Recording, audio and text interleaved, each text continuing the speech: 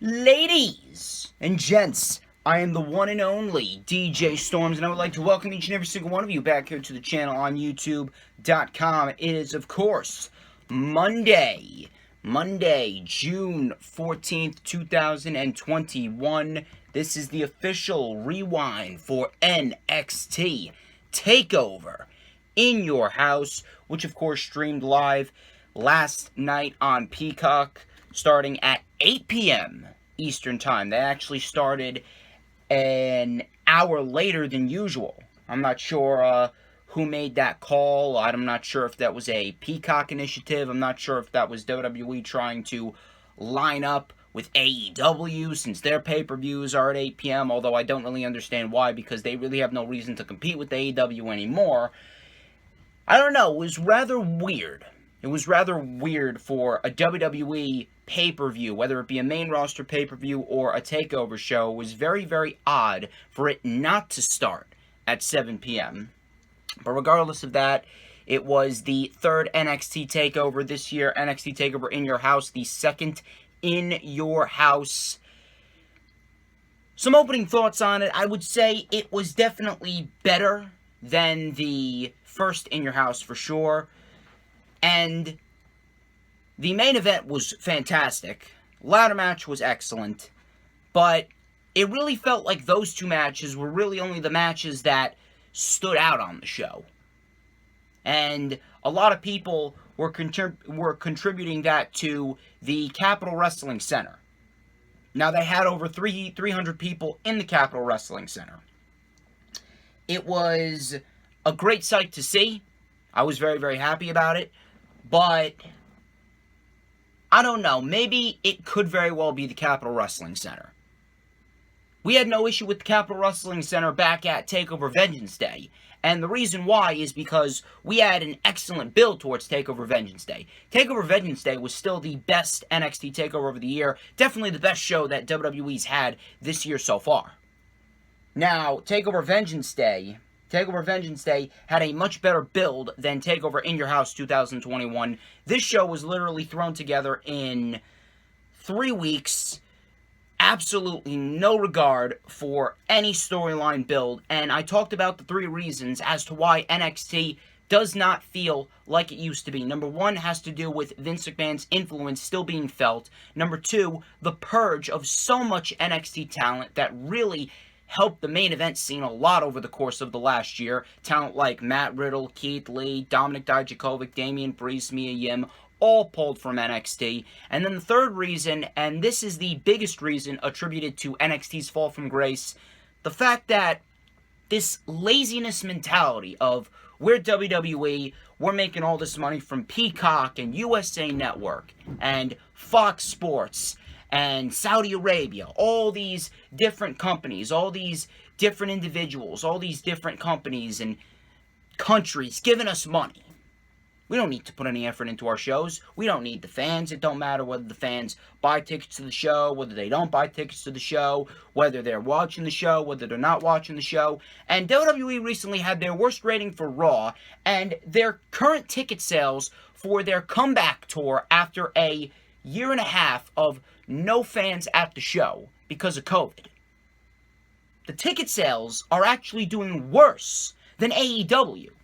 That's not a coincidence, people. That is WWE's product just absolutely fucking sucking. And NXT really is no different. NXT really is no different. I'm not saying that this was a terrible show. I'm not going to say that, oh yeah, NXT TakeOver In Your House was completely dog shit. It wasn't dog shit. It wasn't dog shit. It was still a hell of a lot better than what we see on Monday and Friday, outside of Roman Reigns, of course, but it doesn't really take much to be better than what we see on Monday and Friday outside of Roman Reigns. I mean, you could literally stare at paint drying on the wall and it would be more entertaining than what you see on Monday and Friday. You could literally watch a donkey take a shit and it would be more entertaining than what you see on Monday and Friday. You could literally watch 2 elephants have intercourse and it would be more entertaining than what you see on Monday and Friday. So it's a very, very low ceiling to be more entertaining than Raw and SmackDown, but this was not up to par with what we're used to seeing from NXT. We did get some decent wrestling, don't get me wrong. We got some decent wrestling. We did get some rather interesting outcomes and a lot of questions surrounding NXT as we head into the dead of the summer of 2021. We are going to dissect everything. We're going to break it down piece by piece. But of course, first things first, before we break it down piece by piece, we gotta get through some self-brand promotions and advertisements. Of course, if you are not following me on the Twitter sticks, please make sure you do so. Of course, my Twitter is at HistoryMakerDJS. You will find out why I am the operator of the best damn Twitter handle known to mankind. The link is, of course, in the description, as is the link to my Instagram. My Instagram is at the DJ Storms. Add me on Facebook as well. Links in the description for collaborations and business inquiries. Please send me an email. My email is, of course, StormsTakeOver@gmail.com. Like the official DJ Storms business page, and I may just send you an invite to join the official DJ Storms posse group on Facebook. That is all those links, like I said, in the description. The Lightning Flash update from 2 days ago. A Lightning Flash update full of rants. I ranted on the WWE draft. I ranted on Triple H's ridiculous comments, absolutely stupid comments in the NXT media conference call, talking about how the best women's wrestlers want to be in the WWE. Thunder Rosa obviously firing back at Triple H. Good on Thunder Rosa. Triple H with the well, the fans ruined their enjoyment of the NXT product. You either watch it or you don't. So, you're pretty much admitting to us that the product sucks, and the show is not what it used to be, but you don't care. And that's why Monday Night Raw got the lowest ratings in the history of your brand, right? Lowest ratings in the history of its near 30-year history. That's why NXT can't even surpass 700,000 viewers, even when they're not competing with AEW. Hunter Hearst Helmsley. My God. And I stated on the show, I'm not going to go over everything I said on the show, but please go back and watch the stream if you missed it. I'll put the link in the description, but I said, and I quote, I really want to believe that this is Triple H just saying what he has to say, because Vince McMahon is watching him like a hawk, but oh my God, he is really, really, really treading the line, and I'm really starting to believe that he actually believes what he's saying. His mind has been poisoned by Vince McMahon and upper main roster management, and it's quite sad. It is quite fucking sad. But I ranted on that. Please, please, please go and check that out. It is absolutely worth your time. And on top of that, probably the greatest rant in the history of the DJ Storms brand. I absolutely tore WWE apart for that segment that we saw 1 week ago with Shayna Baszler and Alexa Bliss on Monday Night Raw, and I actually expect even worse tonight on Monday Night Raw, but please go and check that out. It is definitely worth your time. Couple of announcements. This Friday, at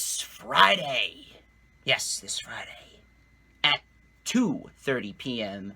Eastern Time, of course, because I am on the East Coast, 2:30 p.m. Eastern Time, the rundown for Hell in a Cell 2021 will take place this Friday at 2:30 p.m. Eastern Time with special guest Mr. Earl Cole. He's coming back on the channel, second time this year, first time since the Royal Rumble of 2021. I cannot wait to get Mr. Earl Cole back on. I absolutely love when Earl Cole comes on the channel. He is an absolute pleasure to have He brings the thunder every single time. No disrespect to JV Thunder, but he brings the thunder every single time he's on the channel, and we are probably the best duo that the DJ Storms brand has ever seen in terms of collaborations. Not counting Mr. JV Thunder, of course. But me and Earl Cole, we always bring the heat every single time we collaborate. So please do not forget to tune in this Friday for the rundown for NXT. Not NXT. I'm talking about NXT tonight. For Hell in a Cell 2021.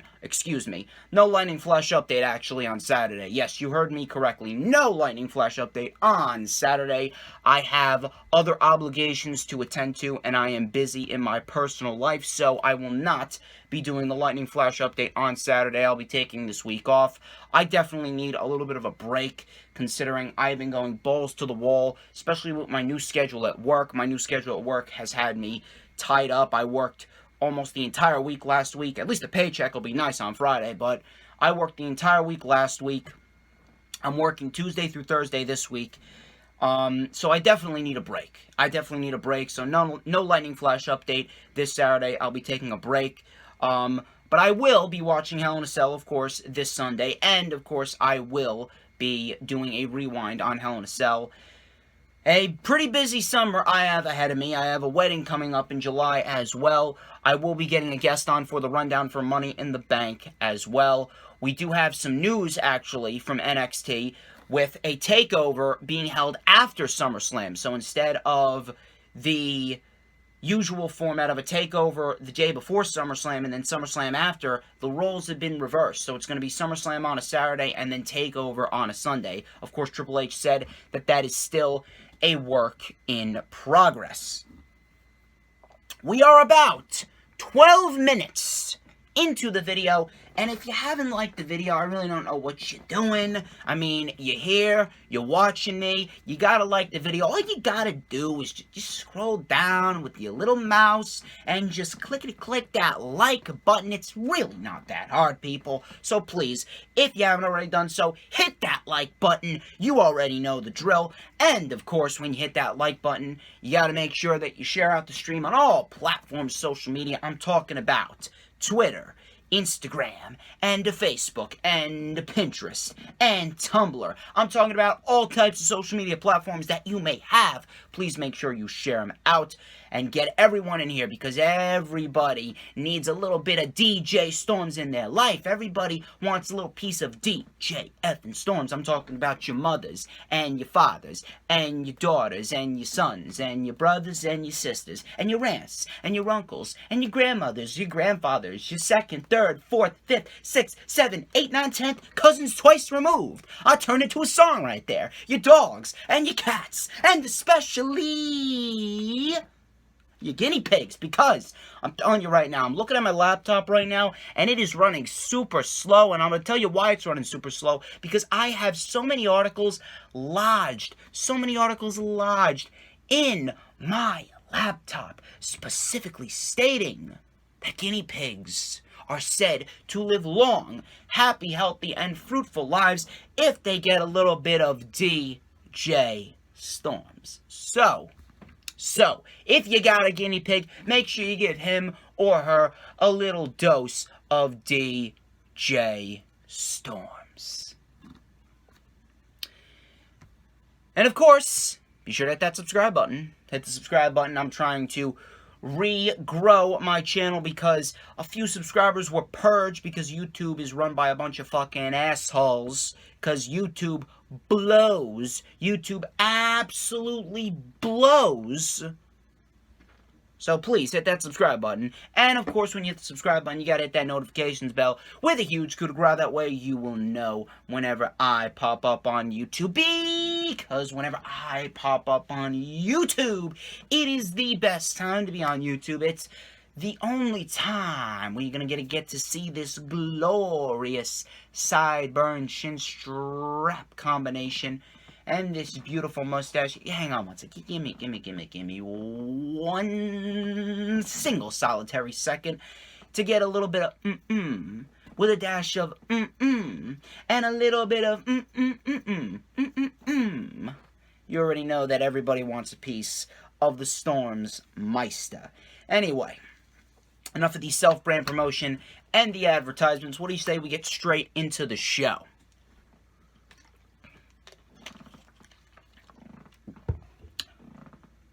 NXT TakeOver in your house. 2021 began with Naomi Fox singing the In Your House theme song for NXT. It was very, very quick, 2 minutes at most, in and out. I didn't give a shit about it. I don't think anyone gave a shit about it. The crowd didn't give a shit about it either. They just wanted to get to some wrestling.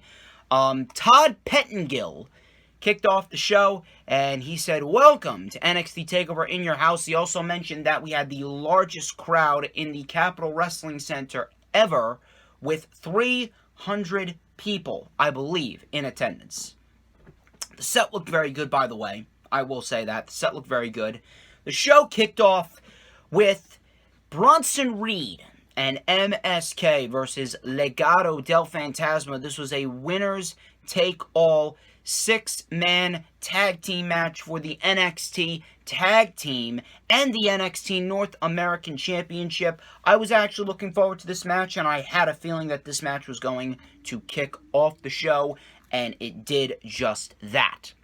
So, Legado del Fantasma, they looked fantastic, by the way. They came out wearing Lucha Libre masks, specifically Raul Mendoza and Joaquin Wilde. But Santos Escobar came out wearing this Punisher, this mask that looked like a Punisher mask with a Mankind twist on it. It looked like a half Punisher mask, because Mankind had the mask where it was like half covering his face and then the other half wasn't covering his face. That was pretty much this, but in Punisher form. So it was like a gold skull. It was a gold half skull Punisher-like mask for Santos Escobar.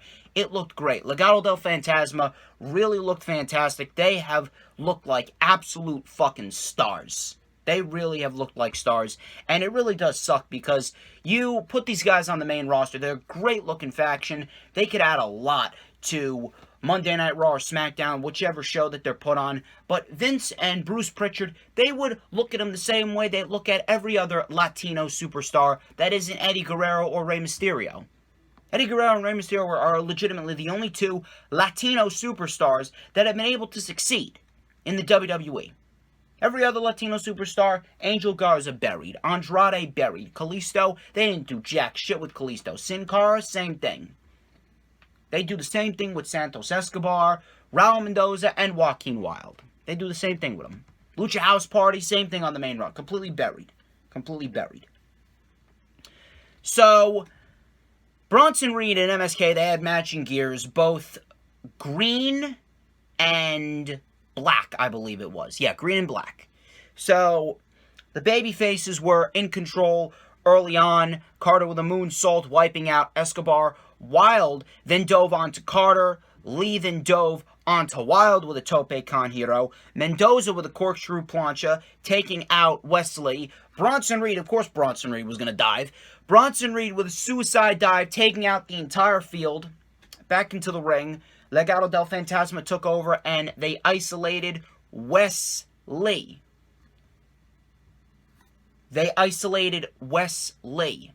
So we had Legado del Fantasma just trying to keep Wesley away from the babyface corner. I believe Nash Carter was actually sent over the barricade.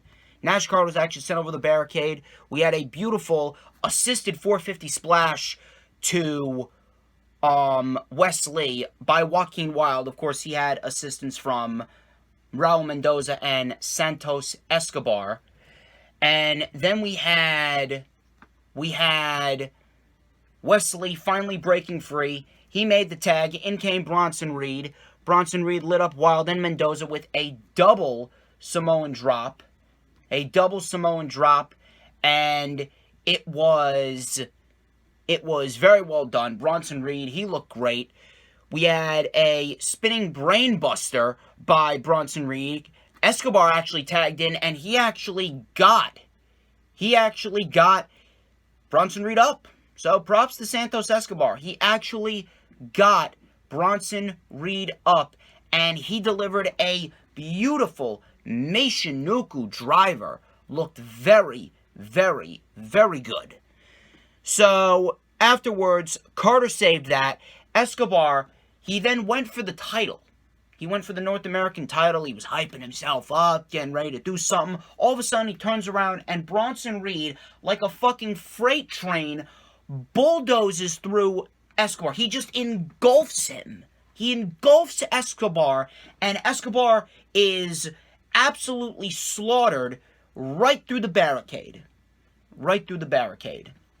And Escobar was completely out. And let me tell you something. A lot of people were saying Bronson Reed just committed a murder on NXT TakeOver. It was brutal. So props to Mr. Escobar for taking that. It looked nasty. And I mean nasty. So afterwards,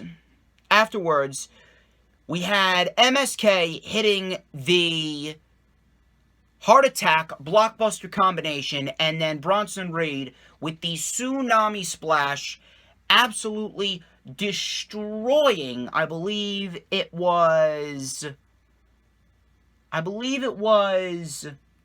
Mendoza, if I'm not mistaken. I believe he pinned Mendoza. So he pinned Mendoza, and he got the win. Very, very good triple threat match. 6-man tag team match. I did like the fact that it did not go too long. I actually like that. It didn't go too long. It didn't overstay its welcome. It wasn't a glorified spot fest.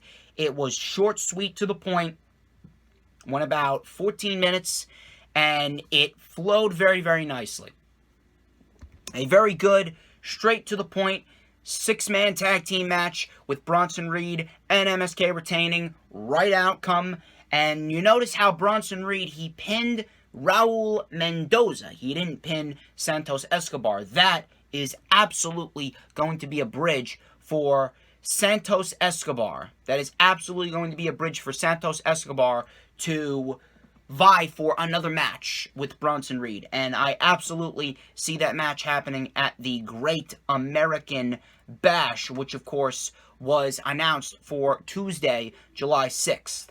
The Tuesday after 4th of July. So I absolutely see that North American title match happening between Bronson Reed and Escobar at the Great American Bash. You can tell that they're going to load up that show to be a very, very, very special show.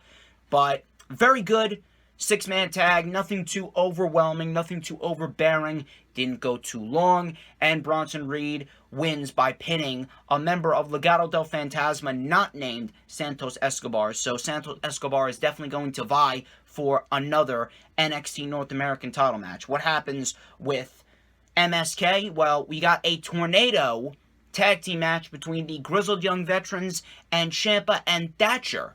That is going to take place on Tuesday, tomorrow actually, the 15th. So we got that match taking place tomorrow, and I can absolutely see Ciampa and Thatcher winning that.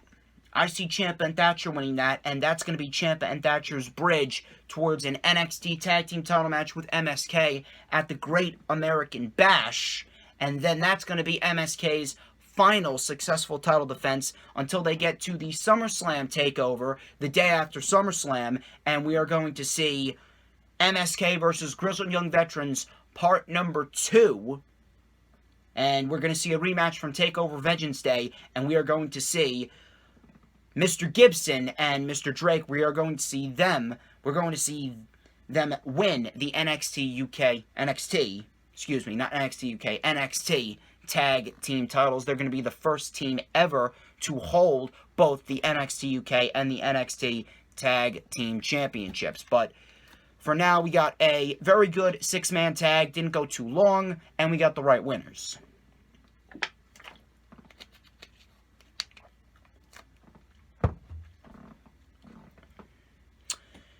We had Todd Pettengill and Mackenzie Mitchell. They had a moment where Todd obviously was not hip with the times, and we had a pretty funny segment before the next match, and the next match was, of course, Mercedes Martinez versus Xia Li. This was a decent little match, went about 9 minutes. And this was meant to be Xia Li's revenge match against Mercedes Martinez after that loss to Martinez in the Mae Young Classic. And listen, I didn't mind that. I didn't really mind that. I didn't really mind this match taking place on the show because I was actually looking forward to seeing what these two women could do. And they didn't necessarily put on a dog shit match. I'm not going to sit here and say, oh yeah, it was a dog shit. They worked hard for the 9 minutes that it went. But I don't really understand how anyone could be invested in this match when this legitimately was built in 3 weeks. See, there's a difference between what happened 2 years ago with Candice LeRae and Io Shirai versus what happened here. Io Shirai and Candice LeRae put on the best women's match of 2019. A match that was actually better than Mia Yim versus Shayna Baszler, which took place later on in the show. But you take a look at this match right here. This match was literally built inside of 3 weeks. And it's a story that stems back 4 years, but you could have legitimately told a more important story rather than just throwing it on the show within 3 weeks. I don't really understand that.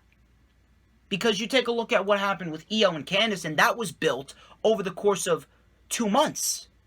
Back when Io turned on Candice after Io lost an NXT Women's title match to Shayna Baszler inside a steel cage. So, I don't really understand why. I really don't understand why you would just throw this match out there when it didn't even have that much time to build. You could have built the match a little bit more, and maybe there would have been more fan investment, and there would have been a lot more noise made during the match. Now, the crowd did make some noise. I'm not going to say the crowd was dead silent. The crowd did make some noise, but it went 9 minutes, and in no way, shape, or form was this TakeOver worthy. The 6-man tag, that was TakeOver worthy. It could have gone a little bit longer, but that was TakeOver worthy. That belonged on the show. That had a lot more importance to it. This didn't really have that much importance to it. Now, I will say that this was probably Xia Li's best match in NXT to date, but, again, I'm not going to sit here and tell you that this was TakeOver worthy. This was the Anthony Ogogo Cody Rhodes match of NXT TakeOver. That match at Double or Nothing 2 weeks ago, that was not pay-per-view worthy. Matter of fact, that brought the show down a few pegs. It went about 11 minutes. It wasn't a dog shit match. I'm not going to sit here and tell you that it was terrible, but it was not pay-per-view worthy. Same thing with this. This wasn't TakeOver worthy. This was not anything special at all. Not saying it was dog shit, but it was not special. So,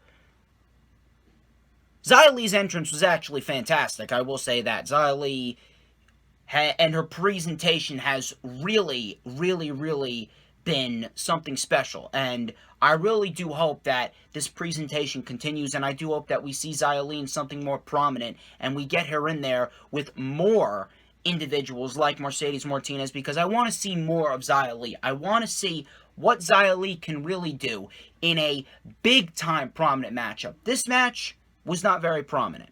I want to see what else Xia Li can truthfully do. Crowd was chanting for Xia, actually. We had Mercedes Martinez in control early, but Li came back with a running drop kick to the midsection of Martinez. Li, she accidentally kicked the post. Martinez came back with a butterfly suplex. Li answered back with an exploder. Martinez with a razor's edge into a DDT. She calls it the cliffhanger. That got a 2 count. Martinez then with a jumping knee. Boa pulled Xia Li out. Boa stood face to face with Martinez. Li charged at Martinez, and she caught a back body drop on the floor. Back in the ring, Martinez caught a tornado kick, almost a Trouble in Paradise type kick by Li, and Li pinned Martinez clean. She pinned her clean. Xia Li won. Decent little match. Nothing special. Not TakeOver worthy whatsoever. I would have much rather have taken Ciampa and Thatcher versus the Grizzled Young Veterans in that Tornado Tag Team match that's taking place on NXT, and you could have done Lee versus Martinez on NXT television. And Thatcher's boring as fuck. But I'd much rather see that on the TakeOver than Xia Li and Mercedes Martinez. That match had more story going into it. Ciampa and Thatcher and the Grizzled Young Veterans, they actually have more history, and they have been feuding for a few months now. So that match actually belonged on the TakeOver more than this match. So Xia was then given a chair by Mr. Chinese Terminator, aka Boa. She went to beat down Martinez, but to no avail. Martinez then took the chair, hit Xia Li with it, hit Boa with it, and then she said, "I'm going to break your neck." She continued to hit Xia Li with the chair, and then all of a sudden, Mei Ying, aka Tian Sha, she got up from her chair. Martinez was like, "You want to go, bitch? I ain't scared." And then we had Mei Ying, Tian Sha, walking very, very slowly to Martinez. Crowd was banging on the barricade. We then had Tian Sha, Mei Ying, with the Tongan death grip to Martinez, and she slung her over the stage into the barricade and to the floor. And they stood tall over Miss Martinez. Now, listen, the presentation has been great, and I don't mind this Mei Ying Tian Sha being a valet, almost like a motivator of Xia Li. Same thing with Boa. I don't mind that. But based on what's going on here, it's almost like they're building towards a match between Mercedes Martinez and Tian Sha, Mei Ying. Why are you teasing a physical altercation between Mei Ying, Tian Sha, and Mercedes Martinez? Why are you teasing the fact that we could be seeing Tian Sha competing in a match when this whole entire gimmick, this whole entire presentation, this whole partnership with Boa and Tian Sha and Xia Li, it's all meant to get Xia Li over. Xia Li is the best individual out of all three of these individuals. Xia Li is the one with the most upside. Xia Li is the one in which you can groom, and over time, you can make her into a big star. Xia Li could very well be in contention to take the title off of whoever takes the title off of Raquel Gonzales. Because whoever takes the title off Raquel, supposedly, is going to be made into a major babyface, right? So, you need a top heel to feud with, and you need a top heel to take the title off that babyface. That top heel, more likely than not, could very well be Xia Li. Unless you push someone like a Frankie Monet. But we have not seen enough of her to know if she's truthfully ready to be that top heel on NXT. But I don't understand why you're teasing Tian Sha in a physical role, in a wrestling role, when this should be used to build up Xia Li. Xia Li has been the one pushed throughout this entire gimmick with Tian Sha, Boa, and herself.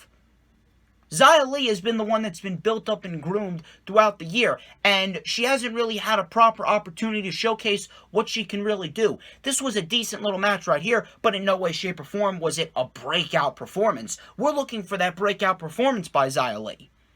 And to truth be told, I don't even know if she's ever going to have this breakout performance. If you keep putting her in scenarios like this, you kind of shafted her, and you did not give anyone a reason to care about this match. And then on top of that,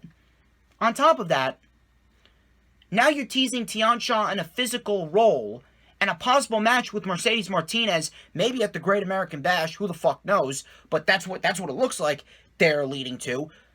And that's going to take away from Xia Li's spotlight. Not very good. I don't really know what they're doing here. This is some main roster-esque bullshit.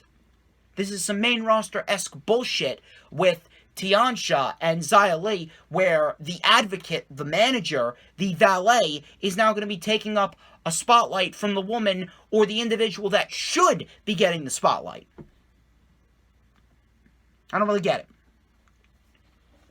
Right outcome, I will say that. They got the outcome right, but I don't know what the fuck they're doing. I'm not sure where the fuck this is leading to. Decent little match, but I'm not going to sit here and tell you that it was TakeOver worthy. It wasn't. They should have put this match on NXT TV, and they should have given us Ciampa Thatcher versus the grizzled young veterans on the show in this position instead. We had Cameron Grimes. Cameron Grimes, you can kiss his grits, versus the man who's stealing my gimmick, Mr. L.A. Knight. But no one compares to DJ Storms. Just pointing that out there, Mr. L.A. Knight. This was a ladder match for the $1 Million Championship. And I gotta say, this was the match that I was looking forward to the most. And it did not disappoint. This match and the main event match, if we're looking at it from a match quality standpoint, this match and the main event were the only two matches that were literally TakeOver worthy. Matter of fact, I would have loved to see this match in front of a full crowd with 15,000 screaming fans. But Cameron Grimes versus LA Knight, this is for the $1 Million Championship. I gotta say, these two worked their asses off in this match. And up until this point, this was the match of the night. This match was an excellent ladder match. This match, I would say, this ladder match was actually better than the ladder match that we saw at Revolution with Max Caster, Lance Archer, Ethan Page, Scorpio Sky, Penta El Cero Miedo, and Cody. This match was actually better than that match. So, Ted DiBiase came out. Very, very, very big ovation for Mr. DiBiase, of course. He came out with the $1 Million Championship in a see-through briefcase. He looked great. He looked great. He really does look great for his age, I will say that. So, we had Cameron Grimes coming out, and the crowd really popped for Cameron Grimes. Cameron Grimes is over. And I talked about this before. Cameron Grimes being this cocky redneck heel before this gimmick change.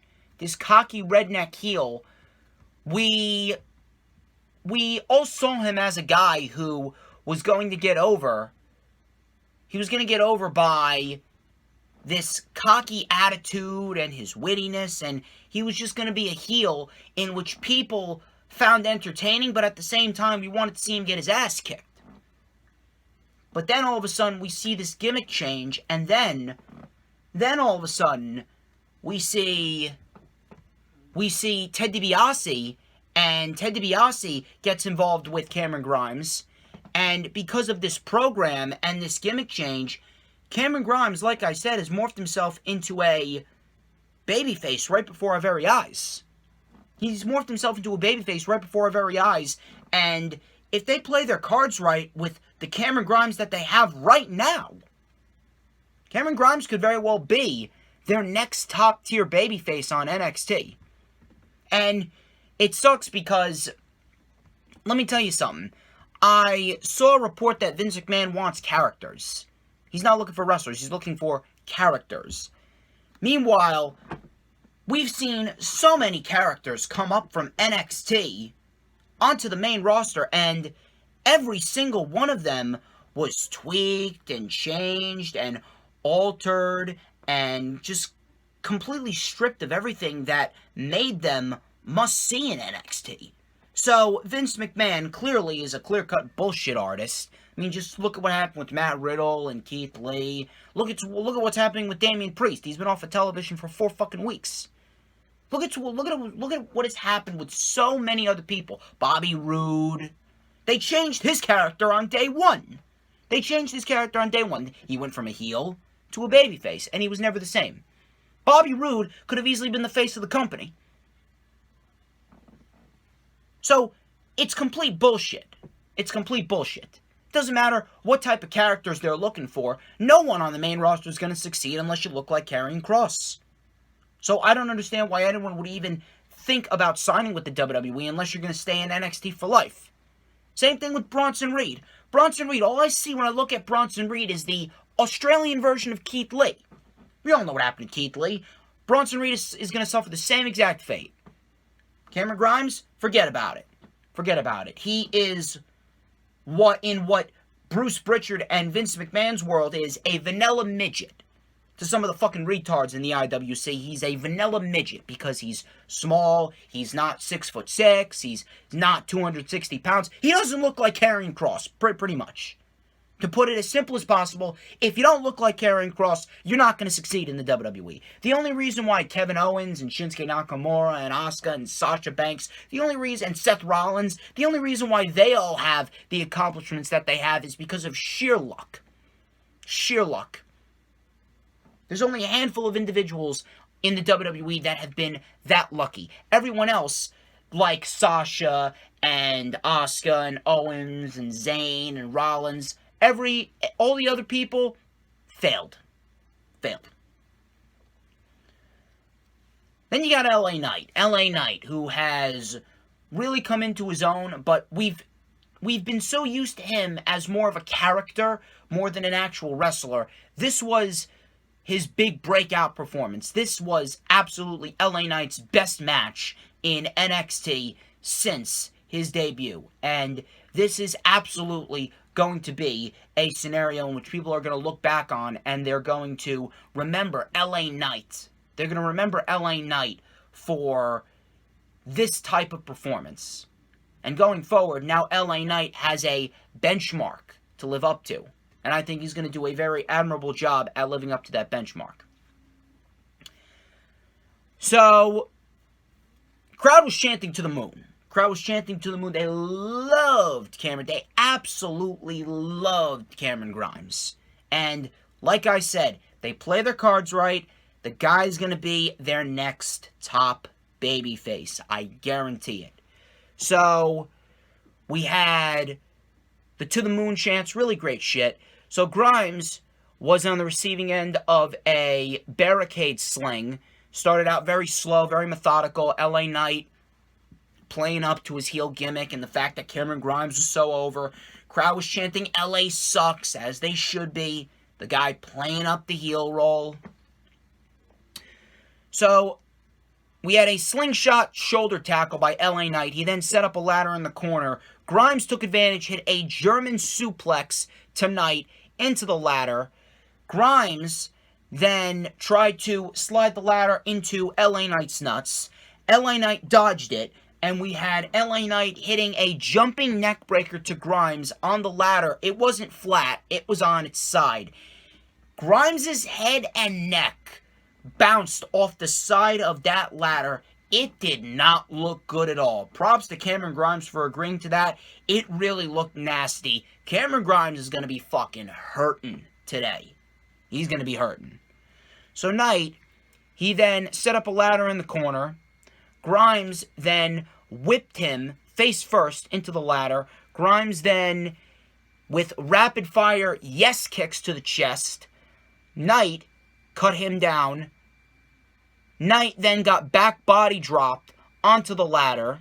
Knight came back and he set up a ladder between the barricade and the ring. Grimes, he then grabbed the gold ladder. He went for the gold ladder. He got the gold ladder. He went for the title, but LA Knight followed. LA Knight then tipped the ladder over, sending Grimes off the top rope. He ran at Grimes, who hit LA Knight with a Spanish fly and both men are down. Spanish fly, both men are down. Crowd chanting, this is awesome. Knight then set up the ladder between the ropes and another ladder on the stage. Grimes then climbed the ladder that was on the announce table side, and LA Knight tipped over the ladder, and Grimes grabbed onto the steel scaffolding post of the Capitol Wrestling Center. LA Knight was taunting. He turned around, and Grimes with a crossbody off the scaffolding onto LA Knight. Crowd's going crazy. Grimes got back into the ring. Grimes then climbed the ladder.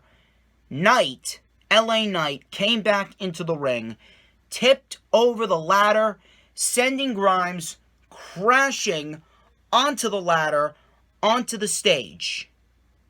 And then LA Knight climbed the ladder, grabbed the briefcase. And LA Knight is the new $1 million champion. Afterwards, Ted DiBiase took the title out of the case and gave it to LA Knight. And now LA Knight is the guy that's going to carry the $1 million legacy.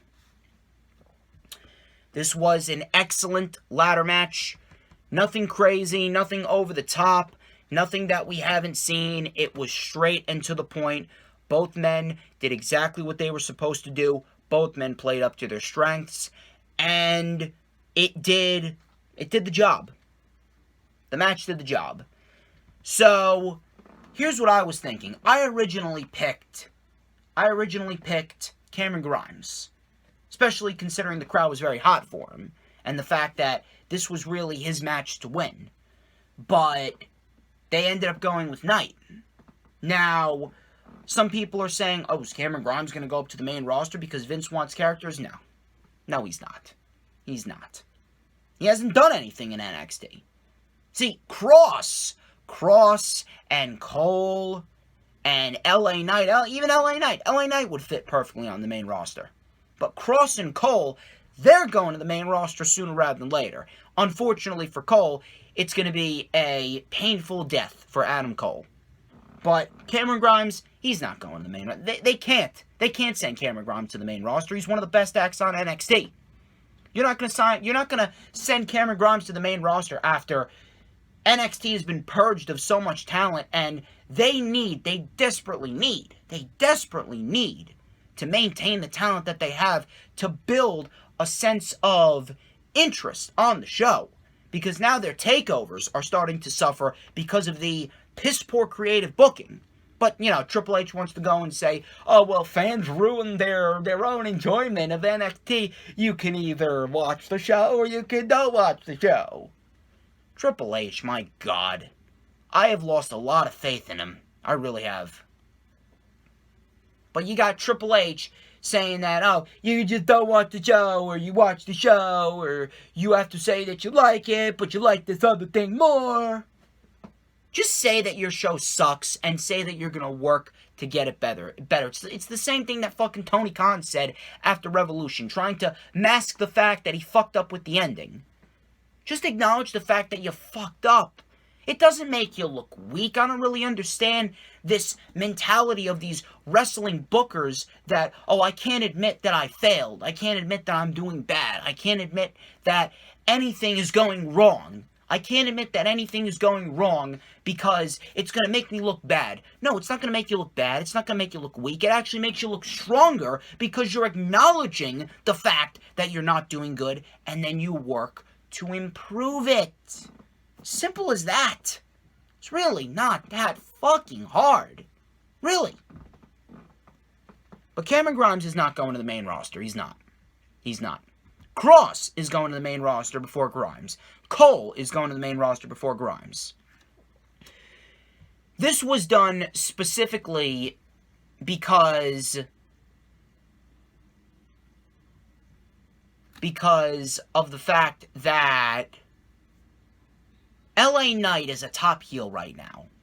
And you really don't just want to waste Cameron Grimes' big moment on a takeover in which it's only in front of 300 people. They're going to get back to full crowds, and when the full crowd hears, and when the full crowd does the To the Moon chant, that's when you know that Cameron Grimes is ready. Even though Cameron Grimes was ready right now. It reminds me of what happened with Gargano, Ciampa, and FTR back at TakeOver Brooklyn 2 in 2016. The crowd was clearly ready for Gargano and Ciampa, but they didn't just waste it away there. They dragged it out a little bit more, and they told a great story. They told a really, really, really good story. And DIY ended up beating FTR, the Revival, in the best tag team match of that specific year. Maybe one of the best tag team matches of the modern era. And I feel as though this is going to be the same thing for Cameron Grimes. He came up short here, but he's not going to come up short at the next TakeOver. He's not. He's going to break out at the next TakeOver, and he's going to take the world by storm at that next TakeOver, and he's eventually going to get the $1 Million Championship, and he's going to get the approval of Ted DiBiase. I feel as though that's coming. Now, we have LA Knight in this position.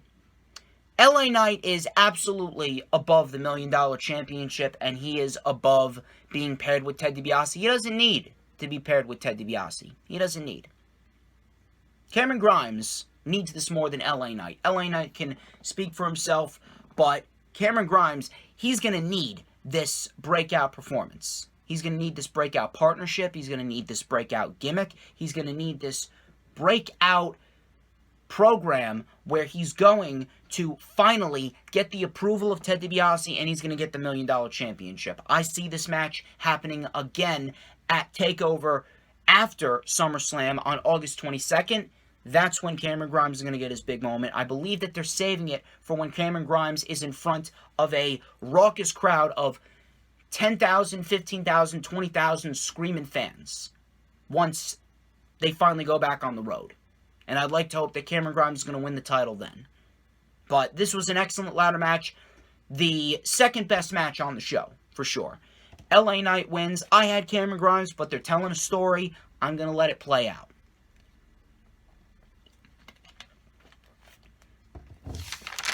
We had Raquel Gonzales versus Ember Moon. This was for the NXT Women's Championship. I was actually interested to see what Ember Moon and Raquel Gonzales could produce. They put on a very good match. Not as good as the Io Shirai match. That is still the benchmark for Raquel Gonzales matches, but that just goes to show you how good Io Shirai really is. I can see her getting the rematch with Miss Gonzalez at NXT TakeOver SummerSlam weekend, because that's the biggest match that you could do for the women. I feel as though they're holding off on the Dakota Kai turn. So, Moon used her quickness early on. Gonzalez shut down that momentum fairly quickly. Moon with a super kick and an enziguri and a big forearm taking down Gonzalez. We had a code red for a 2. Moon with a suicide dive, sending Gonzalez over the announce table. We had a kneeling flatliner that got a 2 count. Kai obviously caused the distraction because that's what Dakota Kai does. We then had a very, very nice superplex by Gonzalez. That got a 2 count. We then had Gonzalez with a big boot for a 2. Moon with a stunner and a diving code breaker connecting. Moon then went up top. The Eclipse connected. She got the Eclipse. But Kai put Gonzalez's foot on the rope behind the referee's back. All of a sudden, Shotzi returned. Big ovation for Shotzi Blackheart. And Shotzi Blackheart chased Kai off going into the back. Moon then with a very nice tornado DDT on the ramp to Gonzalez. Back in the ring, Gonzalez was down, but she was able to kick out. Moon went for the Eclipse a second time, but it was countered. Gonzalez then with Snake Eyes, and then the Chincona Bomb, the one-armed power bomb, and Gonzalez retains the NXT Women's Championship. The match did the job. Not as good as the Io Shirai match, but still a solid NXT Women's Championship match between the two. Gonzalez retained as expected. Now that Shotzi Blackheart is back, I can absolutely see Shotzi Blackheart being the next challenger for Raquel Gonzalez. I specifically stated that Shotzi Blackheart and Ember Moon lost the NXT Women's Tag Team Championship specifically because Raquel Gonzalez needed challengers. There was no one left after Mercedes Martinez. You weren't going to do Saray. You weren't going to do Toni Storm. You weren't going to do Frankie Monet. You weren't going to do Zoe Stark. You weren't going to do Candice. You weren't going to do Indy. It was going to be Ember and then Shotzi. One or the other first. They elected to go with Ember first. Now that Shotzi's back, we are going to see Shotzi take on Raquel Gonzalez at the Great American Bash as it's shaping up to be a rather interesting show. I can see that match taking place. I can see 4 title matches taking place. Bronson versus Escobar, Ciampa and Thatcher versus MSK. We are going to see Kushida possibly defend the NXT Cruiserweight title, and then we'll see the Women's Championship on the line between Miss Blackheart and Miss Gonzalez, considering that Shotzi Blackheart is the next in line after Ember Moon, and you're going to save Io Shirai for the big TakeOver event because she is one of, if not the best, women's wrestler in NXT as we speak. Speaking of the Great American Bash, that is taking place on July 6th, as I said. Kushida is also doing an open challenge on Tuesday, tomorrow, and we have Ciampa and Thatcher versus Grizzled Young Veterans in a Tornado Tag Team match, in which I said I do believe that Ciampa and Thatcher will win the tag team match, being the next challengers for MSK, before they inevitably drop those titles to the Grizzled Young Veterans. The main event of NXT TakeOver in your house, it was Mr. Karrion Kross versus Kyle O'Reilly versus Pete Dunne versus Johnny Gargano versus Mr. Adam Cole. This was a fatal 5-way match for the NXT Championship, and this match was fantastic. This match was fantastic. This match had everything that you could ask for. This match did a very, very, very good job at making all 5 competitors seem like they all had a chance of winning this match. I was very, very, very intrigued by this match, and both of these competitors did a very, very, very good job. Or all 5 of these competitors, rather, did a very, very, very good job. I would even go so far as to say that this was probably one of the best matches of the year for WWE thus far. It definitely showcased the strengths of each and every single individual, and every single individual looked like a star. And I was very, very pleased with how this match turned out. So, Kross and Dunne had a little face-off early on, and that played a big factor into the match later on, and I have a feeling that we could very well see a Pete Dunne versus Karrion Kross one-on-one match, probably at the Great American Bash. I feel as though they may be saving something bigger for TakeOver. I don't know what, but we'll talk about that. So, O'Reilly got into it, Gargano got into it, Kross took them both out, Cole jumped in, Kross was taking out everyone. He was just being as dominant as possible. Dunne, then with the joint manipulation before Kross came in, and he powerbombed Dunne onto Gargano and O'Reilly. The field then set their sights on Kross. They sent Kross through the door on the In Your House set.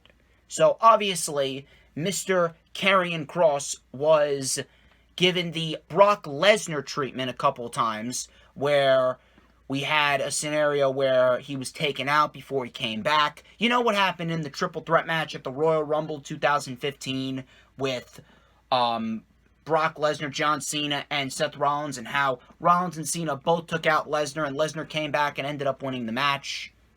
That was pretty much the scenario with Karrion Kross in the field. So he was sent through the door.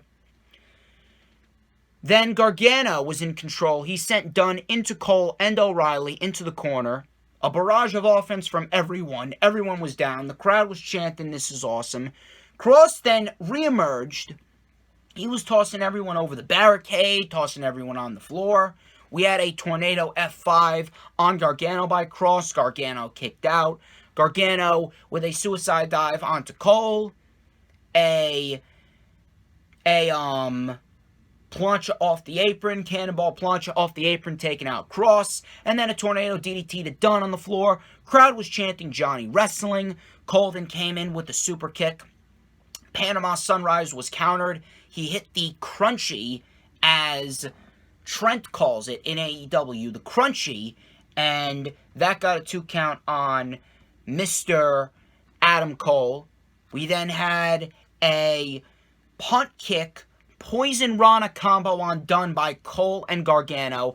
We then had a Enziguri Regalplex combo on Cole by O'Reilly and Gargano. Gargano was able to save it. Kross came back. Everyone started hitting each other. Everyone was down before Kross came back with suplexes, Saitos, and exploders to the field. All of a sudden, everyone targeted Karrion Kross.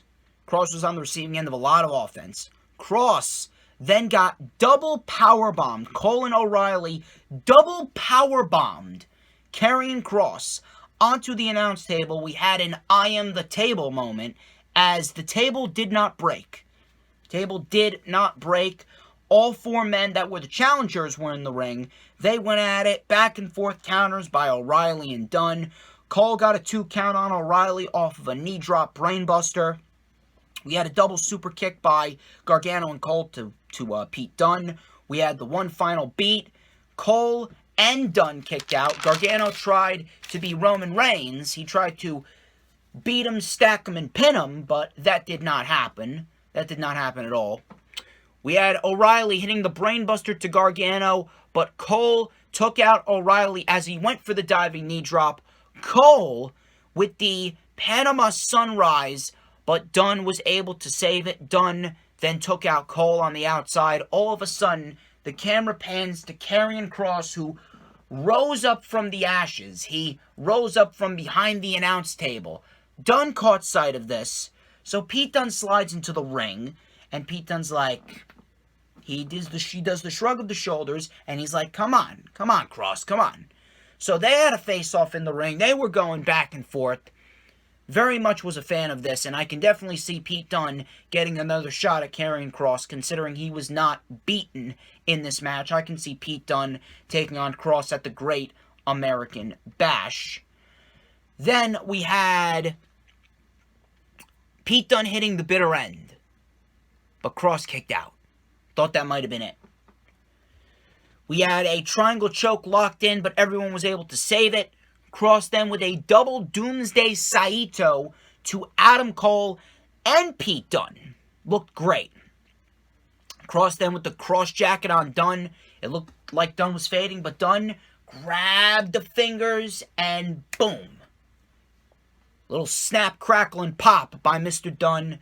Pete Dunne then was on the receiving end of a super kick, I believe, by Gargano. Gargano actually took out Dunne. We had a cross jacket by Kross on Gargano, but Cole came in, hit the last shot.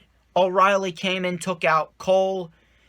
We had a knee drop to the back, and then Cole hit a super kick on O'Reilly as O'Reilly covered Kross. Dunne and Gargano came in, and Cole hit super kicks on Dunne and Gargano. Dunne was out. Gargano's out. Now it's O'Reilly and Cole. O'Reilly locked Cole in a double heel hook, and O'Reilly had the double heel hook cinched in. Adam Cole was on the verge of tapping, but Karrion Kross is like, no. Cross jacket. Cross jacket locked in on Mr. O'Reilly. O'Reilly could not hold on. He faded as he let go of Adam Cole. Adam Cole was in pain because of the double heel hook, and because of the cross jacket, O'Reilly passed out.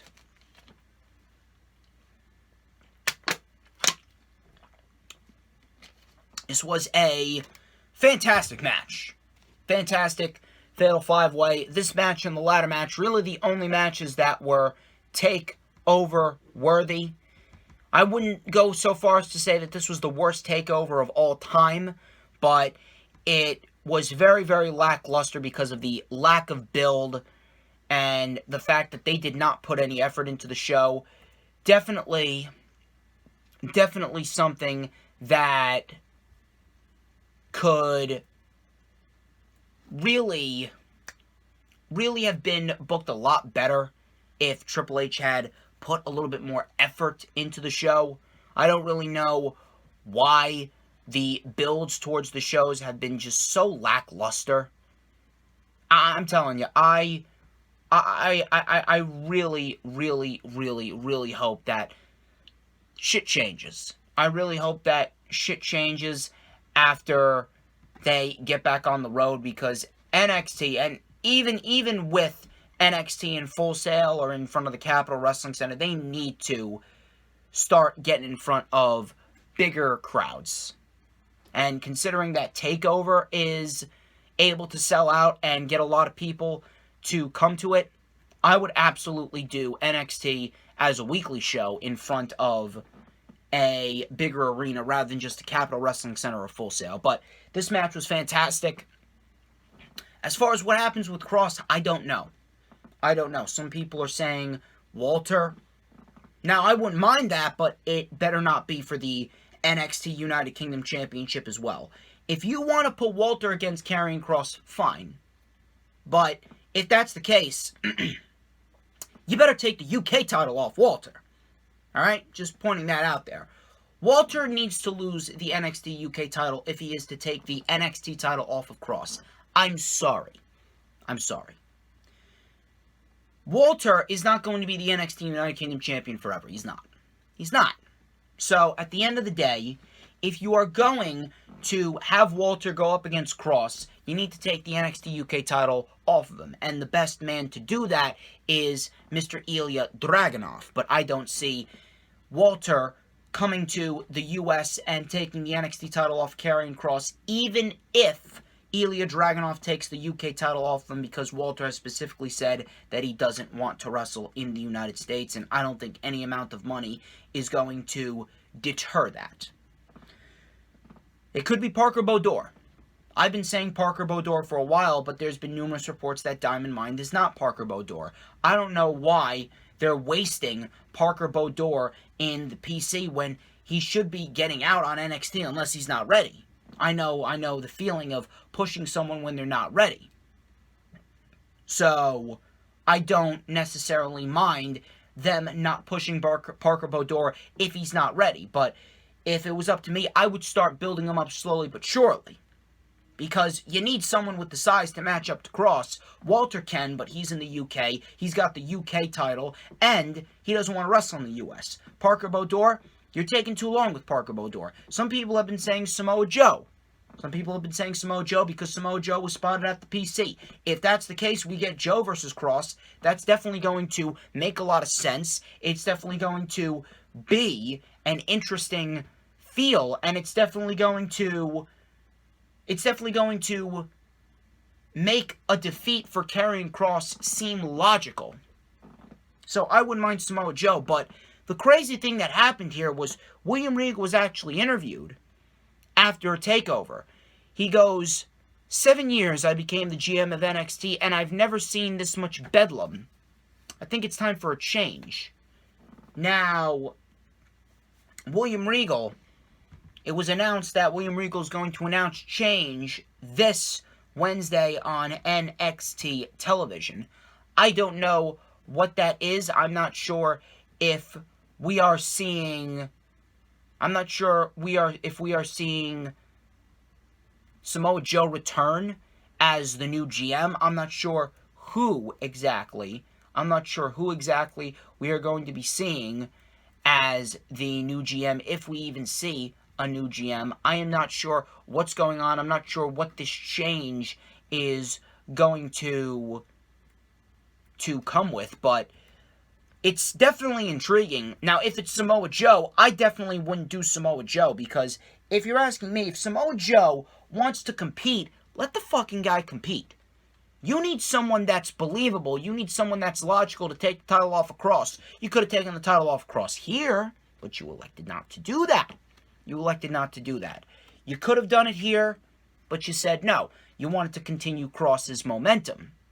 Now, I don't know what's going to happen as far as SummerSlam weekend goes, but you got those three options right there. Walter, Parker Bodor, and Samoa Joe, if Samoa Joe is truthfully coming back. Maybe Samoa Joe is William Regal's change. Maybe William Regal goes tomorrow, hey, I'm introducing someone to bring back some order in NXT, and William Regal brings back Samoa Joe. I don't know. That could very well happen. But I don't want to see Samoa Joe as a general manager. If you brought back Samoa Joe, let the fucking guy compete. Let the fucking guy spend the rest of his active wrestling career as an NXT superstar, give him the NXT title, and then after he drops the NXT title, have him transition into a GM role or a commentary role full-time. Simple as that. But if you're going to bring him back and just put him in a GM position, that's a waste of fucking talent. It's the same company that wanted Thunder Rosa to be a fucking referee instead of an actual in-ring competitor. Goes to show you how delusional this company really is. But we'll see what happens on NXT with William Regal announcing change. I'm guessing that they're doing that just for the simple fact that they need to generate some sort of fucking interest in NXT because the show is very, very lackluster. And so was this pay-per-view. Not to say it was bad, but it was not up to par with what we're used to seeing from TakeOver. A decent NXT TakeOver, I definitely have to say it was better than NXT TakeOver In Your House of 2020. But as far as the scale of what a TakeOver is supposed to be, was probably the worst TakeOver of the year thus far. Ladies and gentlemen, that wraps up this edition of The Rewind. I would like to thank each and every single one of you who tuned into this video. Be sure to like, comment, and subscribe. Check out all the links in the description. I got the rundown for WWE Hell in a Cell 2021 with Mr. Earl Cole coming to you this Friday at 2:30 p.m. Eastern Time. I got the Rewind for Hell in a Cell coming to you next Monday. No Lightning Flash update as I have personal obligations to attend to. I want to thank each and every single one of you for watching.